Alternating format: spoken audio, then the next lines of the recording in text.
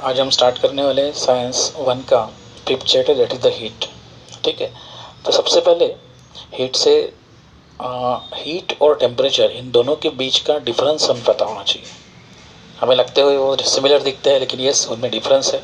सबसे इम्पोर्टेंट तो हीट जो है ये एनर्जी का एक फॉर्म है, ओके, और जिसको हम मेजर करते हैं जूल, कैलोरीज या फिर अर्क के माध्यम से, यूनिट है। वेयर एज अगर टेम्परेचर की हम बात करें तो टेम्परेचर ये क्वांटिटिव मेजर है जिसमें डिग्री मेजर की जाती है, और ये जो डिग्री है ये कोई ऑब्जेक्ट की या फिर कोई बॉडी की हार्डनेस, हॉटनेस या फिर कोल्डनेस ये मेजर किया जाता है। तो ये होगा टेम्परेचर। टेम्परेचर को डिग्री सेल्सियस, केल्विन या फिर फ़ारेनहाइट के थ्रू हम उसको मेजर कर सकते हैं।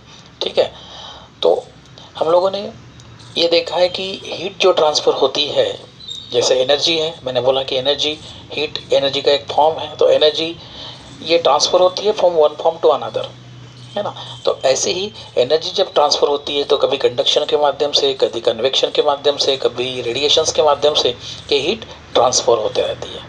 टेम्परेचर हम जानते हैं, मतलब कभी भी बुखार वगैरह आता है तो with the help of thermometer के माध्यम से हम टेम्परेचर को मेजर भी करते हैं। ठीक है, तो ये चैप्टर में बेसिकली हम काफ़ी इंटरेस्टिंग ये चैप्टर है जिसमें लैटेंट हीट क्या होता है, रेगुलेशंस क्या होता है, एनोमलस बिहेवियर ऑफ वाटर क्या है, ड्यू पॉइंट क्या है, ह्यूमिडिटी क्या है, स्पेसिफिक हीट कैपेसिटी क्या है, ये सभी टर्म्स हम सीखने वाले हैं जो कि हम practically day to day life में इस्तेमाल करते हैं। ठीक है, तो लैटेंट हीट में देखने से पहले एक छोटा सा एक्सपेरिमेंट यहाँ दिया है 5.1 में। आप देखोगे कि नियर बाय एक स्टैंड है और स्टैंड में एक व्हाट कैन से एक स्टैंड पे ऊपर बीकर रखा हुआ है और ये बीकर के अंदर है आइस के क्यूब्स। ओके, टेम्परेचर मेजर करने के लिए थर्मामीटर इंसर्ट किया गया है उस बीकर के अंदर जिसमें आइस के क्यूब्स है, और वो थर्मामीटर जो है होल्डिंग स्टैंड के थ्रू उसको फिक्स रखा हुआ है। अब हम क्या करेंगे, हम हीट प्रोवाइड करेंगे with the help of burner के माध्यम से।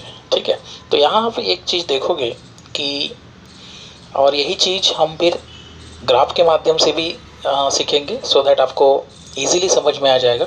ग्राफ जो दिया है वो देखिए आप 5.2 पे ये ग्राफ दिया है जिसके थ्रू आपको एक चीज़ जो है वो काफ़ी अच्छे से समझ में आ जाएगी कि जिसमें अलग अलग ये जो है वे दिया हुआ है उसके अब देखोगे कि एक्स एक्सिस पे हम टाइम ले रहे हैं, वेयर एज जो वाई एक्सिस जो है उसमें हम ले रहे हैं temperature, that is the degree Celsius. Okay, तो ऐसे समय पे अभी क्या हो रहा है, हम टेम्परेचर को मतलब आइस को हीट दे रहे हैं, गर्म कर रहे हैं। ओके, तो ये जो आइस जो है ये 0 डिग्री सेल्सियस उसका टेम्परेचर जो है वो -डिग्री से भी कम है, हम उसको हीट दे रहे हैं। हीट देने के बाद वो क्या होगा, 0 डिग्री सेल्सियस पे आएगा, और 0 डिग्री सेल्सियस पे आने के बाद वो धीरे धीरे वाटर कैन से मेल्ट होना स्टार्ट हो जाएगा। ओके, तो ऐसे ही ये पूरी जो प्रोसेस है 4 और ज़्यादा मिनट के लिए 0 डिग्री सेल्सियस के ऊपर टेम्परेचर जो है वो सेम रहेगा जैसे 0 डिग्री सेल्सियस, और टाइम जो है वो थोड़ा बढ़ेगा, है ना। तो नियर बाय कुछ समय तक, जैसे यहाँ लाइन दी है ए और बी, वहाँ तक के पूरा जो आइस है अब पूरा लिक्विड स्टेट में कन्वर्ट हो जाएगा। ओके, वहाँ आपको लाइन जो दिख रही है वो स्ट्रेट लाइन दिख रही है स्टूडेंट्स, है ना। तो सॉलिड और लिक्विड जिसमें आइस और वाटर ये दोनों फेज आपको वहाँ मिलेगी। फिर क्या होगा, अभी हम टेम्परेचर को, अब हम फिर से हीट वैसे कंटिन्यू दे रहे हैं। अब जो है एक बार 100 मतलब 0 डिग्री सेल्सियस पे जब पूरा पानी ये सॉलिड टू लिक्विड में हो जाएगा, मतलब आइस टू वाटर हो जाएगा, फिर टेम्परेचर बढ़ने लगेगा, और ये टेम्परेचर जो है ये ग्रेजुअली इंक्रीजिंग ऑर्डर में बढ़ेगा। जैसे जैसे समय बढ़ता है, टाइम बढ़ता है, वैसे वैसे ये टेम्परेचर बढ़ेगा, और ये temperature up to 100 degree Celsius तक के बढ़ेगा स्टूडेंट्स। ओके, और उस समय उस जो स्टेट जो है वो लिक्विड स्टेट में रहेगा, मतलब पानी उबलता रहेगा यहाँ ये स्टेज पे। ओके, एक स्टेज ऐसी आएगी कि फिर पानी उबलने के बाद वहाँ से वेपर जनरेट होना स्टार्ट हो जाएगा, है ना। हीट तो हम दे ही रहे हैं टेम्परेचर, लेकिन 100 डिग्री सेल्सियस के बाद टेम्परेचर नहीं बढ़ेगा, वो जब तक कि पूरा वेपर में कन्वर्ट नहीं हो जाता है तब तक कि वो टेम्परेचर नहीं बढ़ेगा। तो इस तरह से आप देखोगे कि यहाँ आपको 3 लाइन बेसिकली देखने को मिलता है, और ये तीनों इसमें ए बी एक लाइन दिख रही है ग्राफ में, उसके बाद बी सी जो लाइन है, और उसके बाद सी डी लाइन है। तो हर एक स्टेज को यहाँ रिप्रेजेंट किया गया है। ओके, तो यहाँ ये जो हीट है एक्चुअली फिर गई कहाँ है? तो हीट यहाँ यूज जो हो रही है वो जो बॉन्ड्स होते हैं, वाटर मॉलिक्यूल्स के जो बॉन्ड है, हाइड्रोजन और ऑक्सीजन के बीच में जो बॉन्ड है, वो बॉन्ड को ब्रेक करने में या फिर उस बॉन्ड को बनाने के लिए ये सब एनर्जी जो है वो यूटिलाइज हुई है। ठीक है, अभी हम एक एक टर्म्स देखेंगे। सबसे पहले तो मेल्टिंग पॉइंट है। हम जानते हैं कि मेल्टिंग पॉइंट में क्या होता है, एक कांस्टेंट टेम्परेचर जिसमें वाटर का, आइस का कन्वर्शन वाटर में होता है, मतलब सॉलिड स्टेट का कन्वर्शन लिक्विड स्टेट में जब होता है तो उसे मेल्टिंग पॉइंट कहा जाता है उस आइस। और आइस का जो मेल्टिंग पॉइंट है वो 0 डिग्री है। ठीक है, अब एक एक फेज बढ़ रही है, एक एक फेज से थ्रू हम पहचान सकते हैं कि किस तरह से फेज चेंज हो रहा है। तो जब भी ये सॉलिड फेज से लेके लिक्विड फेज में ये जब चेंजेस होता है तो उस समय एनर्जी जो है वो एब्जॉर्ब की जाती है, और एब्जॉर्ब कौन करता है? उसको ऑब्जेक्ट। ओके, और लेकिन यहाँ टेम्परेचर बढ़ रहा है क्या? नहीं, यहाँ टेम्परेचर आपका इंक्रीज नहीं हो रहा है स्टूडेंट्स। तो ऐसे समय पे हीट जो है वो, जैसे मैंने बोला कि बॉन्ड को वीक करने के लिए यहाँ इसका इस्तेमाल हो रहा है, और इसी से ही हमें लैटेंट हीट ऑफ फ्यूजन मिल रहा है। तो क्या होता है लैटेंट हीट ऑफ फ्यूजन? तो कांस्टेंट टेम्परेचर पे अगर हीट एनर्जी एब्जॉर्ब हो रही है during the transformation of solid to liquid, तो ये फेज को कहा जाता है latent heat of fusion. Simple चीज़ है, सॉलिड टू लिक्विड में चेंज हो रहा है, टेम्परेचर कांस्टेंट है, और हीट उस समय जो हीट एब्जॉर्ब हो रही है उसे लैटेंट हीट ऑफ फ्यूजन कहा जाता है। ऐसे ही specific latent heat of fusion भी एक टर्म्स है, काफ़ी सिंपल है, सेम चीज़ है, केवल एक टर्म यहाँ ऐड होगी, एक वर्ड यहाँ याद होगा, that is a unit mass. Okay, और ये यूनिट मास किलोग्राम हो सकता है, ये यूनिट मास जो है ग्राम भी हो सकता है। और इसीलिए हम उसकी डेफिनेशन कैसे करेंगे? The amount of heat energy absorb at a constant temperature, यहाँ तक के सेम था, है ना, बाय यूनिट मास, ये सबसे important word, by unit mass the solid convert to liquid phase is called as specific latent heat of fusion. मतलब अगर आपने लैटेंट हीट ऑफ फ्यूजन की डेफिनेशन अच्छे से याद रखी है तो इजीली हम specific latent heat of fusion की कर सकते हैं। जैसे नीचे एक चार्ट दिया, उसमें देखोगे कि आइस का मेल्टिंग पॉइंट 0 डिग्री है ना। Specific latent heat of fusion की हम बात करेंगे कि 1 किलो आइस को सॉलिड टू लिक्विड में कन्वर्ट होने के लिए 333 किलो जूल्स इतनी एनर्जी लगती है, एनर्जी एब्जॉर्ब करते हैं हम लोग बोल सकते हैं। ओके, ऐसे ही अगर 1 ग्राम अगर आइस है और उसको अगर हमें सॉलिड टू लिक्विड में कन्वर्ट करना है तो उस समय जो एनर्जी एब्जॉर्ब होगी ये प्रोसेस पे वो होगी 80 कैलोरीज। समझ रहे हो आप? ठीक है, अब नेक्स्ट, यहाँ ग्राफ में हमने देखा था कि 100 डिग्री सेल्सियस पे रीच होने के बाद फिर वो टेम्परेचर रिमेन कांस्टेंट था, है ना, जिसके थ्रू हम लोगों ने बीसी ग्राफ देखा, टेम्परेचर बढ़ रहा था 0 to 100। बाद में सीडी ग्राफ देखा जहाँ टेम्परेचर कांस्टेंट था 100 डिग्री सेल्सियस के ऊपर। तो यहाँ क्या हो रहा है? यहाँ भी हीट एब्जॉर्ब हो रही है, किस लिए? To break hydrogen carbon bond जो है, ऑक्सीजन हाइड्रोजन जो बॉन्ड है वो ब्रेक होने के लिए वहाँ उसका इस्तेमाल हो रहा है। तो यहाँ स्टेट भी चेंज हो रही है ना, पहले लिक्विड स्टेट TBC में, बाद में CD पे गैसियस स्टेट हो रही है।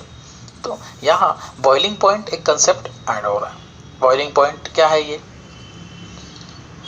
बॉइलिंग पॉइंट मतलब ऐसा कांस्टेंट टेम्परेचर जब लिक्विड स्टेट का कन्वर्शन गैसियस स्टेट में होता है तो उसे हम कहते हैं बॉइलिंग पॉइंट। जैसे आप जानते हो बॉइलिंग पॉइंट वाटर जो है वो 100 डिग्री सेल्सियस है। ओके, तो यहाँ भी तो हीट एनर्जी एब्जॉर्ब हो रही है, किस पर्पस के लिए? To breaking the bond. Okay, तो यहाँ भी हम latent heat of vaporisation concept देखेंगे, बिल्कुल इजी है। The heat energy absorb at a constant temperature during the formation of liquid to gaseous state is called as latent heat of vaporisation. ठीक है, मतलब लिक्विड टू गैस में ये जो conversion होता है उस समय टेम्परेचर कांस्टेंट रहेगा और हीट एनर्जी जो एब्जॉर्ब होगी उसी को ही हम लैटेंट हीट ऑफ वेपराइजेशन कहेंगे। लैटेंट हीट ऑफ वेपराइजेशन से ही specific latent heat of vaporization भी रिलेटेड है। जस्ट मैंने जो बोला यूनिट मास ऑफ, ये वर्ड वहाँ इंपॉर्टेंट है, तो उसकी डेफिनेशन में केवल एक वर्ड ऐड हो जाएगा, है ना। तो क्या हो जाएगा वो?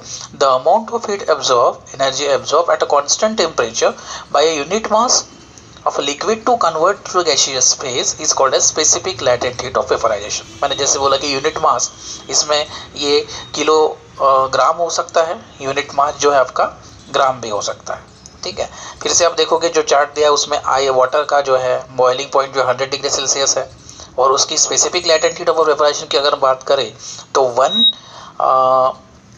1 किलोग्राम आइस को लिक्विड टू गैसियस में कन्वर्ट होने के लिए जो एनर्जी एब्जॉर्ब होती है वो होती है 2256 किलो जूल इतनी, समझ रहे हो।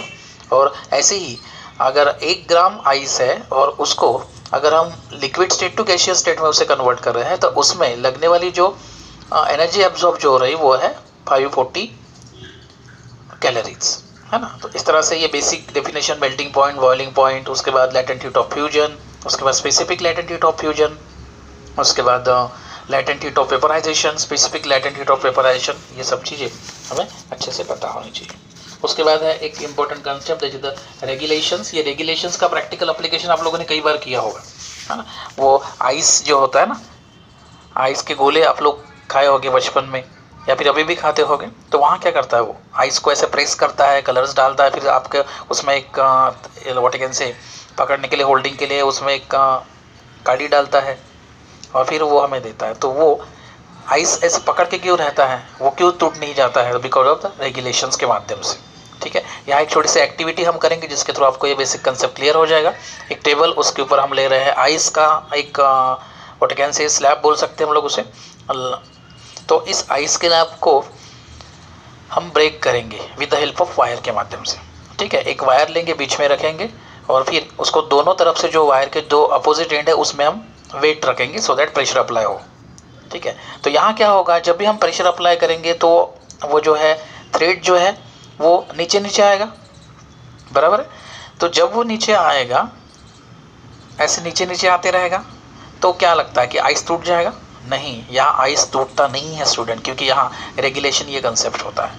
होता ये है कि जैसे आइस हम प्रेशर अप्लाई कर रहे हैं तो सॉलिड का कन्वर्शन लिक्विड में हो रहा है, बराबर। तो प्रेशर अप्लाई जब करते हैं तो सॉलिड का कन्वर्शन लिक्विड में होता है और फिर से जब प्रेशर रिमूव हो जाता है, प्रेशर निकल जाता है, तो उस समय फिर से उस लिक्विड का कन्वर्शन फिर से सॉलिड में हो जाता है। ओके, तो याद रखिए, जैसे जैसे वायर नीचे नीचे आते जा रहा है वैसे ऊपर ऊपर का पोर्शन जो है वो सॉलिड में कन्वर्ट हो रहा है और नीचे नीचे जैसे जैसे आ रहा है, क्योंकि हम प्रेशर अप्लाई कर रहे हैं तो सॉलिड का लिक्विड में कन्वर्शन हो रहा है। जैसे प्रेशर ऊपर का रिमूव हो गया तो लिक्विड का फिर से सॉलिड में कन्वर्शन हो जाएगा। तो ये जो प्रोसेस है जिसमें प्रेशर अप्लाई करने से आइस लिक्विड में कन्वर्ट हो जाता है और प्रेशर रिमूव करने से फिर से आइस से सॉलिड में कन्वर्शन हो जाता है, मतलब लिक्विड का सॉलिड में कन्वर्शन हो जाता है। ये जो प्रोसेस, इसे रेगुलेशंस कहा जाता है।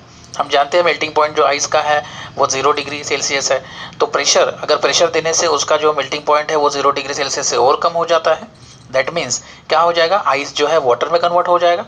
और जैसे प्रेशर रिमूव हो जाता है, निकल जाता है, वैसे फिर से वो जो आइस का जो मेल्टिंग पॉइंट जो है फिर से 0 डिग्री सेल्सियस हो जाता है और जिसके कारण वाटर फिर से आइस बन जाता है। ठीक है ना। तो इस तरह से हम देख सकते हैं कि लैटेंट हीट जो है वो रेगुलेशन से कहीं ना कहीं एक में से रिलेटेड है। ठीक है स्टूडेंट, ये प्रैक्टिकली हम देखते भी हैं। तो इसके पीछे रीज़न जो है ये रेगुलेशन, ये रीज़न है। ठीक है, नेक्स्ट क्लास में हम नेक्स्ट टॉपिक लेंगे, तब तक के लिए stay at home. Thank you students.